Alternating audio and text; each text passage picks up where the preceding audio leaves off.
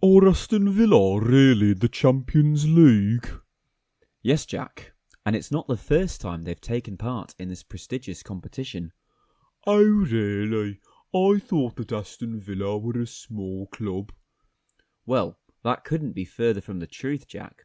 They're definitely a bigger club than the one you turned your back on them for. That can't be true. I mean, it's not like Aston Villa have ever won the competition. I'm sorry? I bet Villa have never won the Champions League. Well, actually, they did. Did they? No, pull the other one. They did. They won it back when it was the European Cup. Didn't have to cheat or buy it either. I didn't know that. How did they manage that? I'm glad you asked. Aston Villa were founded 150 years ago in 1874. This makes them the 7th oldest club in the Football League and the 2nd oldest in the Premier League after Forest. They started out playing their games at Aston Park before moving to Wellington Road in 1876 and to Villa Park in 1897, which has been their home ever since. That alone is crazy. Like, no one that is alive now was alive when they started playing there. I agree. That's hurting my brain, that. Yes, thanks, Jack. But if you wouldn't mind not interrupting me, please. Oh, I'm sorry. Aston Villa were the most successful English club of the Victorian era. By the end of Queen Victoria's reign in 1901, they had won 5 league titles and 3 FA Cups, including a double in 1897. They won the league once more in 1910, before beginning to struggle in the league. Back in those days, however, winning the league didn't get you into Europe. It wasn't until 1955 when the European Cup was invented. Chelsea, Man United, Wolves, Burnley, Tottenham and Ipswich were all invited to take part in the early years, but it wasn't until the 1981-82 season that Aston Villa would get their chance after winning the league the season before.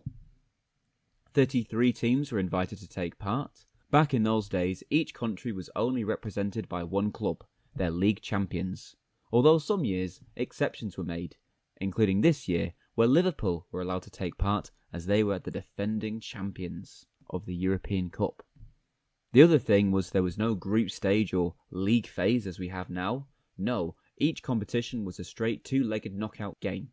Aston Villa opened up their European campaign with a home leg against Icelandic champions Valur on the 16th of September 1981. Oh, that's today's date. No, Jack, it's 2024 now. No, I mean... Villa made short work of Valur, beating them 5-0, with goals coming from Tony Morley, Peter Wythe and Terry Donovan. I've never heard of any of them. You've never... But you used to play... Like you must have. Like, these are club I give up. Anyway, 2 weeks later they made the long trip to Reykjavik, where Gary Shaw made sure that Villa got through, scoring a further 2 and allowing Villa to progress with a 7-0 aggregate scoreline. Their next opponents were BFC Dynamo, the German champions. Well, at least the East German champions.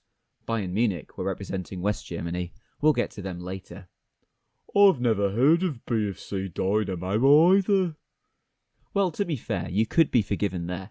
Since the collapse of the Berlin Wall, financial issues and some controversial connections to the secret police caused a lot of their players to leave for Western clubs, and BFC very quickly fell down the German pyramid. Oh, okay. I didn't know they had pyramids in Germany. I thought they were in Egypt. On the 21st of October, Villa travelled to East Berlin, where 2 more goals from Tony Morley put them in a comfortable position in the tie as they emerged 2-1 winners. They actually lost the second leg 2 weeks later, but thanks to Morley's 2 away goals, they were able to progress to the quarter-finals. The European Cup wouldn't continue until the following year. Villa's next opponents were Dynamo Kyiv. Due to poor weather conditions, they were forced to play their game in Simferopol on the Crimean Peninsula. On the 3rd of March 1982, 30,000 people turned up to watch a rather dull 0-0 draw. The second leg came the following fortnight. Nearly 40,000 people were in attendance at Villa Park to watch Gary Shaw and Ken McNaught each find the net to see Villa into the semi-finals. It was also the end of the line for Liverpool, who were eliminated by Bulgarian champions CSKA Sofia following extra time. Sofia earned a game against West German champions Bayern Munich, whereas Villa's semi-final opponents were Belgian champions Anderlecht. On the 7th of April 1982, Villa played their home leg against Anderlecht in front of another packed Villa Park. Tony Morley scored yet another European goal to give Villa a 1-0 win and the advantage going into the second leg. The second leg was a nervy game for Villa, and it wasn't without incident. Sadly, a small number of Villa's fans did let the club down, causing crowd disturbances, throwing objects, and causing vandalism to the stadium. Both teams also played aggressively, and Anderlecht were dominant in possession, but they couldn't break through Villa's solid defence, and neither team were able to find the net. This meant that Villa won the tie and progressed to their first ever European final. Despite losing their first leg 4-3 against Sofia, Villa's opponents would be serial winners Bayern Munich, who took revenge on the Bulgarian champions by hammering them 4-0 at the Olympia Stadium. They had already won the cup 3 times in consecutive years from 1974 to 1976 and had never lost in the final.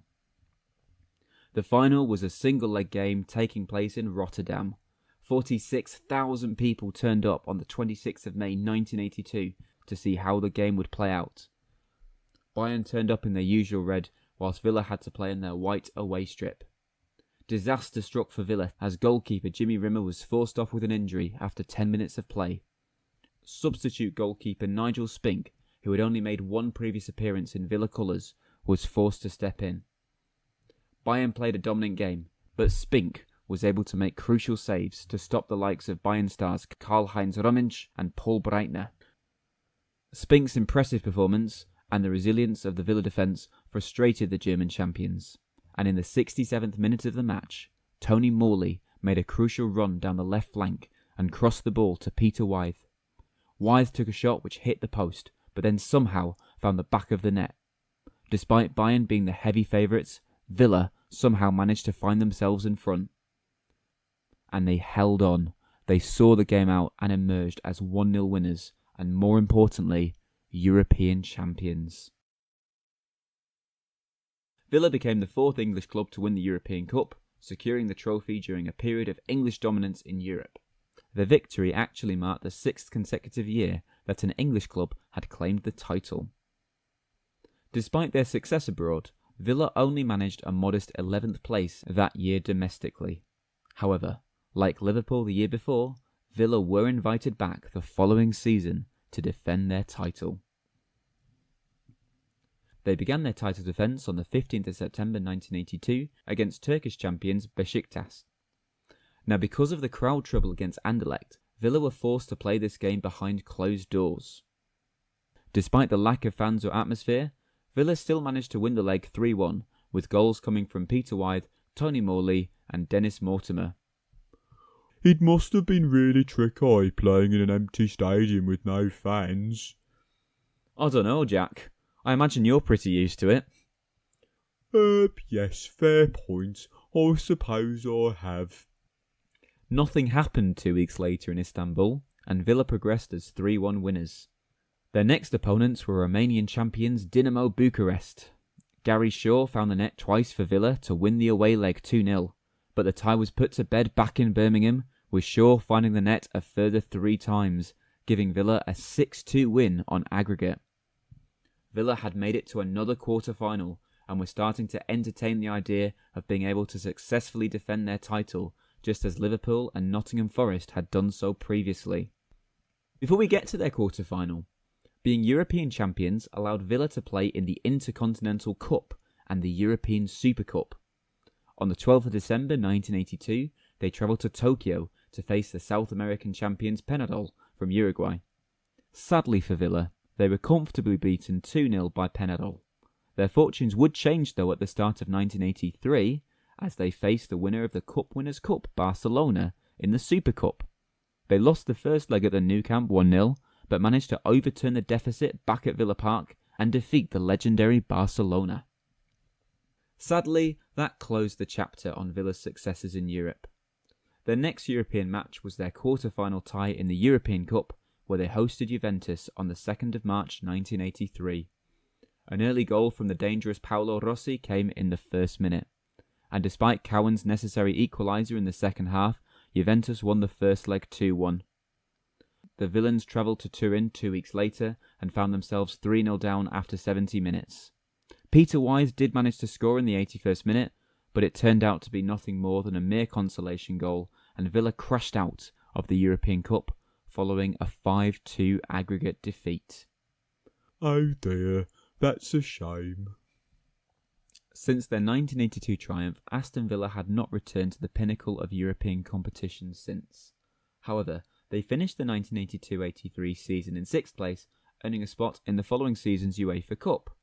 Over the next 30 years, Villa frequently competed in the UEFA Cup, with their most recent appearance coming in 2009. They also reached the qualifiers for the Europa League, the competition's successor, in the following 2 seasons. Villa has regularly been a staple in the top flight of English football. Up until 2016, they were one of just 7 teams to have never been relegated from the Premier League, the 7 big clubs. Since their return to the top flight in 2019, Villa have gone from strength to strength, qualifying for the Conference League in 2023 and making it to the semi-finals. And a 4th place finish in the league this season just gone also secured them a place in this season's Champions League, marking an exciting new chapter for the club. The format has changed slightly, but Villa are guaranteed 8 games in the new league phase. They're travelling to Switzerland tomorrow to play against a team of young boys. Surely a team of Villa's stature can beat a team of primary schoolers. They have some exciting draws ahead of them, where they'll be hosting Bayern on the 2nd of October and Juventus on the 27th of November. Those teams will be favourites, but like Newcastle did the previous year against PSG, can Villa produce some of that famous European magic?